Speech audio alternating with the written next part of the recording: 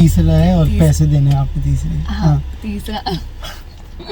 हाँ अच्छा तीसरा सवाल मेरा ये है कि अगर मतलब यहाँ पे रहते हुए मेडिकल का क्या सीन है, अगर उनके बच्चे हैं उनको ज़्यादा ये होगा कि कोई बीमार हो जाता है, मुझे हॉस्पिटल लेके जाना पड़ जाता है, तो क्या होगा खर्चा उसका ना, यहाँ पे थोड़ा मेडिकल एक्सपेंसिव है, तो उस हिसाब से क्या होना चाहिए?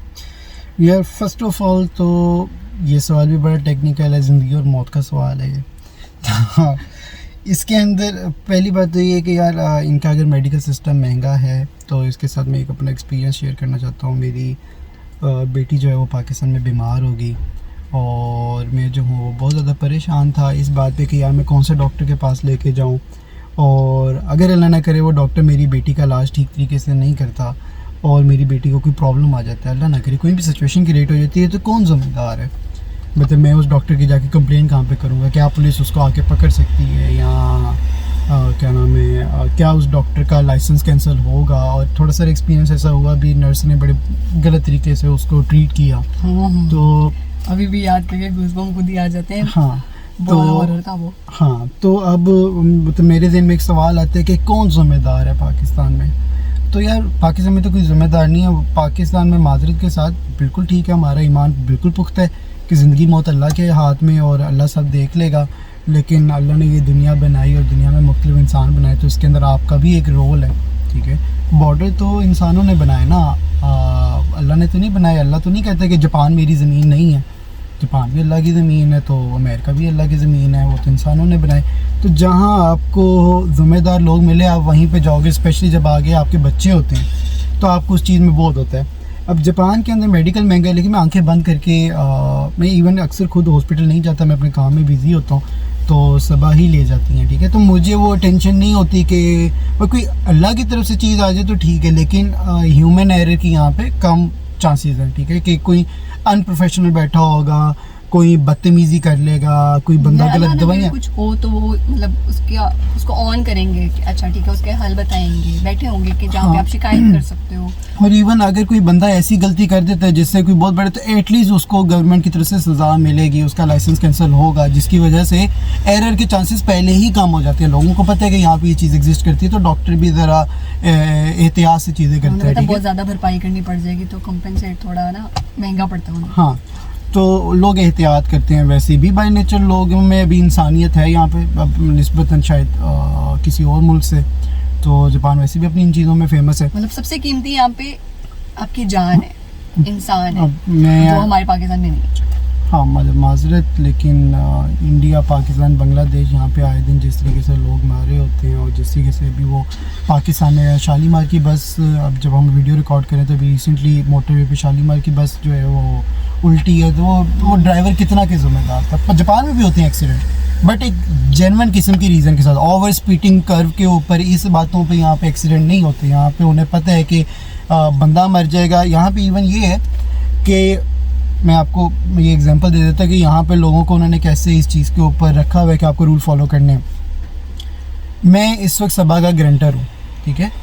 तो अगर सबा कोई जुर्म करके यहाँ से भाग जाती है तो इसकी सारी भरपाई मैं करूँगा, क्योंकि मैंने इसकी गारंटी दी हुई। इसी तरीके से मेरा भी कोई गारंटर है, तो अगर मैं कोई गलती करके सबा और मैं दोनों को लेके भाग जाऊँगा तो मेरे गारंटर को पकड़ेंगे। तो यानी कि गारंटर को पता है कि मैंने गारंटी देनी है या नहीं देनी, और अगर मैंने देनी है तो बंदे ज़िम्मेदार होंगे तो मैं दूँगा। तो यहाँ पे फिर अब उन्होंने एक सिस्टम क्रिएट किया हुआ है जिसकी वजह से सब कुछ होता है। वहाँ पे तो पुलिस वाले की जिम्मेदारी कोई नहीं लेता। तो खैर मैंने पाकिस्तान जाना है दोबारा, तो मैं ज़रा वापस आता हूँ। खर्चे का बताएं क्या? हाँ तो यहाँ पे इंश्योरेंस है, मेडिकल महंगा है लेकिन मेडिकल बहुत अच्छा है, ठीक है? बड़ी लो पोटेंसी की मेडिसिन के साथ आप बिल्कुल हेल्दी हो जाते हो, ठीक है? तो इंश्योरेंस जो है वो फिलवक्त तो मतलब अच्छा, इंश्योरेंस का जो है वो डायरेक्ट प्रोपोर्शन जो है वो उसके साथ है कि जी आपकी इनकम क्या है। अगर आपकी इनकम कम है तो आपकी इंश्योरेंस भी कम होगी, जिस तरह आपका टैक्स कम होगा। तो फिलवक्त मेरा जो है वो विद फैमिली, बेटी, बेगम और मेरा मिला के मैं ईयरली 30,000 पे करता हूँ। दैट मीन्स कि 60,000 पाकिस्तानी रुपीस, 35 मतलब 40 कर लें, चलें आप यूँ कर लें कि पाकिस्तानी 80 to 1 लाख रुपीज़ मैं 1 ईयर के देता हूँ गवर्नमेंट को। अच्छा, इसके बदले में मेरी तकरीबन 30 to 40% जो मेडिकल है वो पे करती है इंश्योरेंस, और 60 to 70% डिपेंड्स कि किस तरह के इलाज में मैं जा रहा हूँ, तो वो जो है मुझे पे करना होता है। अब इसमें असल में ये होता है कि इस वजह से मैं काफ़ी ज़्यादा चीज़ें, मतलब मैं अपना मेडिकली ज़्यादा केयर करता हूँ। अगर मेरी इंश्योरेंस है तो मुझे होता है कि यार ठीक है, मैं फिर जाऊँ और मैं जाके इलाज करवा लूँ। नॉर्मली यहाँ पे कुछ देसी कम्युनिटी है जो कि इंश्योरेंस वगैरह नहीं लेती, लेकिन फिर वो जब बीमार होते तो फिर उनकी कोशिश थी पाकिस्तान से पैनाडोल मंगवा के खा लो ना, ठीक है, वो अपना इलाज। मेरी नहीं हुई थी, काफ़ी टाइम बाद जब वो मेरा है मैंने तभी अपनी ऑन करवाई है, क्योंकि फैमिली थोड़ा सीन बन रहा था इस वजह से। तो उससे पहले ऐसे ही होता था कि जब मैं आ रही हूँ जापान, हम लोग अपनी मेडिसिन अपने साथ लेके आते थे। और एक दफ़ा ऐसा हुआ कि दांत वाले का जहन में नहीं रहा, दांत वाले छोड़ा है, तो उन दिनों में जो दांत अक्ल दाढ़ होती है जो वो निकल नहीं थी, इतना पेन, और यहाँ पे इंश्योरेंस थी नहीं, तो बहुत महंगा पड़ा। बुखार वगैरह हो गया 2 दफ़ा, तो पापा को भी काफ़ी पे करना पड़ा।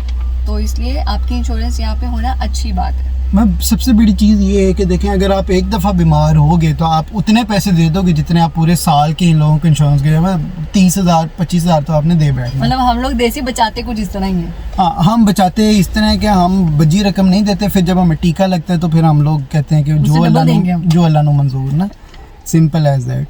तो इंश्योरेंस होना यहाँ पे ज़रूरी है, अच्छी बात है, आप करवाओ। वैसे मतलब गवर्नमेंट की तरफ से कंपलसरी नहीं है, लेकिन आपको रखनी चाहिए। उससे ये है कि आप अपनी हेल्थ को बेहतर रख सकते हो। तो मेडिकल बिल्कुल महंगा है यहाँ पे मैंने, लेकिन आपको बताया है कि यहाँ पे एक अनपढ़ गवार भी आके 1 लाख to 150 के अर्न कर सकता है इन येन। तो यानी कि एक अनपढ़ भी आगे 3 लाख रुपये अगर कमा रहा है तो फिर उसने देने की देना है सारा कुछ। वही है कि आपने सारा कुछ सेव नहीं करना, आपके यहाँ पे अखराजात होंगे, लेकिन आपको गवर्नमेंट इवन सपोर्ट करती है। If you are not earning that much, अगर आप उतना नहीं कमा रहे हो तो गवर्नमेंट की तरफ से आपको मंथली लेटर आता है। यहाँ पे मैंने ऐसे देसी देखे हैं जो अच्छा पैसा कमा रहे हैं, गवर्नमेंट को नहीं बताते, शो नहीं करवाते, ठीक है, शो नहीं करवाते, टैक्स बचाते हैं अपना, और बदले में गवर्नमेंट बेचारी उन लोगों को हर महीने 2 महीने बाद पेपर भेजती है कि आपके चूँकि टैक्स आप ज़्यादा जमा नहीं करवा रहे तो आपके पास इतने पैसे नहीं हैं जो हमें, मतलब हमारे पास रिकॉर्ड में है। तो अगर आपकी ज़िंदगी मुश्किल गुजरी है तो बताएं, आपके अकाउंट के अंदर 50,000 येन ट्रांसफ़र कर दें, जो आपको हमें वापस नहीं करना, गिफ्ट गवर्नमेंट की एज एन गिफ्ट, ठीक है। तो देसी जो है वो मंगवा के तो उन लोगों ने तो काम पकड़ा हुआ है ना कि जी उधर से बच्चे के पैसे मिल रहे हैं, इधर से वो मिल रहे हैं, तो खुद वो कुछ भी नहीं कर रहे, ठीक है। कोरोना में काफ़ी ऐसा फ़ायदा उठाया ना उन्होंने। हाँ, लेकिन चलो कोरोना के अंदर तो दुनिया के भी हालात बुरे थे, लेकिन ये गवर्नमेंट किसी हर टाइम पूरा ईयर कर रही होती है और हर साल कर रही होती है कि जिसके हालात ख़राब हैं उसको वो पैसे भेज रहे होते हैं। तो ठीक है, इनिशियली आके आपके हालात अच्छे नहीं होते, आप स्ट्रगल पीरियड में होते हैं, एट दैट टाइम गवर्नमेंट आपको सपोर्ट करेगा। पाकिस्तान में तो यहाँ मतलब आप जानते हैं यार, उधर आप इस तरह की बातें अपने रिश्तेदारों से नहीं सोच सकते, तो गवर्नमेंट क्या करेगी ना।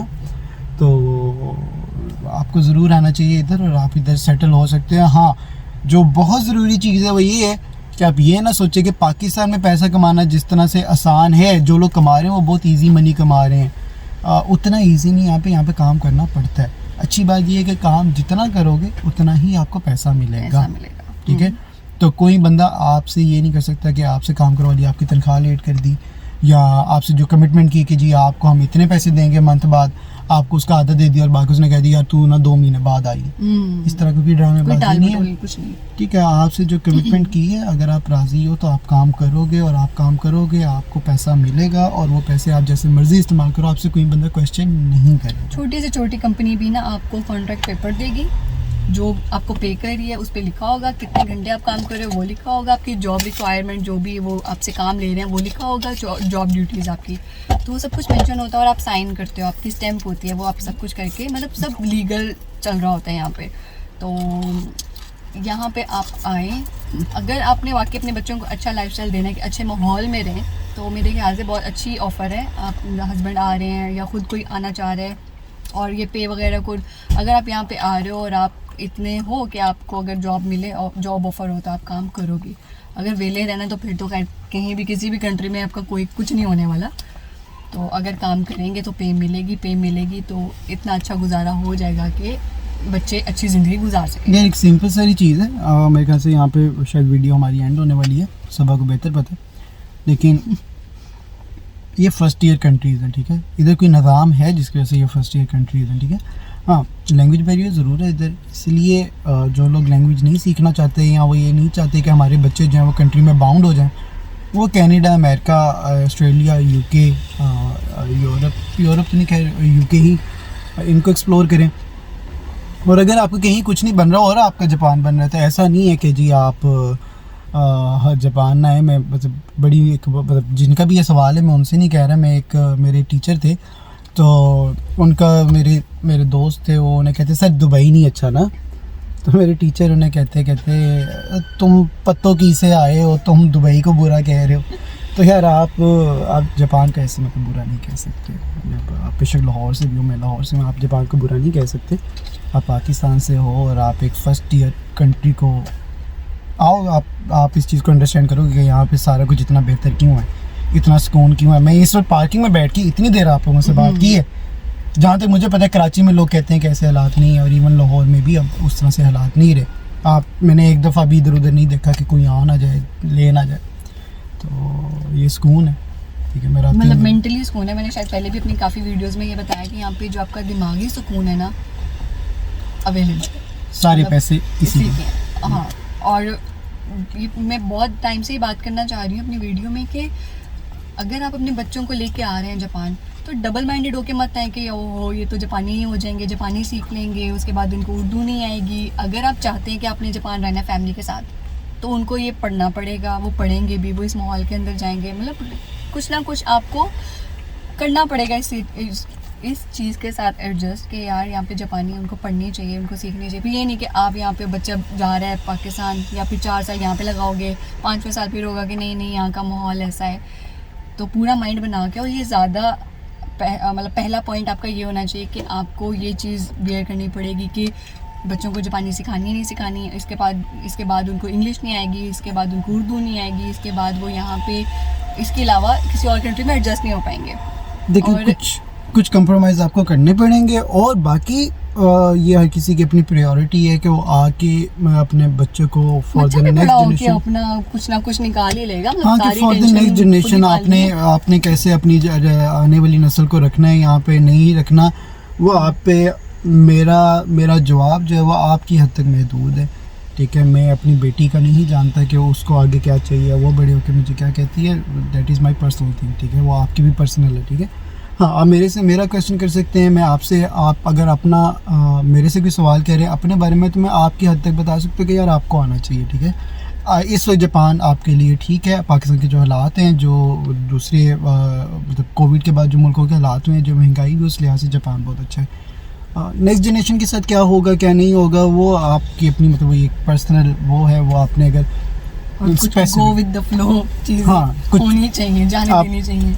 हाँ, आप मतलब स्पेसिफिक होकर खुद उसके बारे में क्वेश्चन कर सकते हैं कि जी आप अपने बेबी को लेकर जापान में क्या महसूस कर रहे हो, उसके बारे में कुछ बताएं। आपकी हद तक this is a good country, you should come, at least you should come. मुझे नहीं लगता कि आप यहाँ पे आने के बाद यहाँ से आगे जाने की सोचेंगे, यहाँ से वापस जाने की बहुत मुश्किल हो जाएगी आपके ना, इतना एक्सपोजर मिल जाएगा कि बहुत सबसे बड़ी चीज़ कि जापान भी आपको पासपोर्ट देता है। ठीक है, हाँ, ये मैं बता दूं कि ड्यू नेशनलिटी अलाउ नहीं करता, आपको पाकिस्तान की कॉम्प्रोमाइज़ करनी पड़ेगी। इंडिया को देता है ड्यू नेशनलिटी, बांग्लादेश को देता है, बट सॉरी हम पहले होती थी ऑफर लेकिन ख़त्म कर दिया। 2017 के अंदर ख़त्म की थी इन लोगों ने पाकिस्तानी के लिए। तो हमें सिर्फ एक पासपोर्ट रख सकते हैं, या जापान का या पाकिस्तान का, तो लेकिन नेशनलिटी मिलती है और PR भी मिलती है। हाँ, तो आई होप आपके जितने भी क्वेरीज थी वो हमने कवर रखी हैं सारी। अगर आपको ये वीडियो पसंद आई है तो इसको लाइक, शेयर और इस पर कमेंट करना मत भूलिएगा, और मेरे चैनल को सब्सक्राइब करना मत भूलिएगा।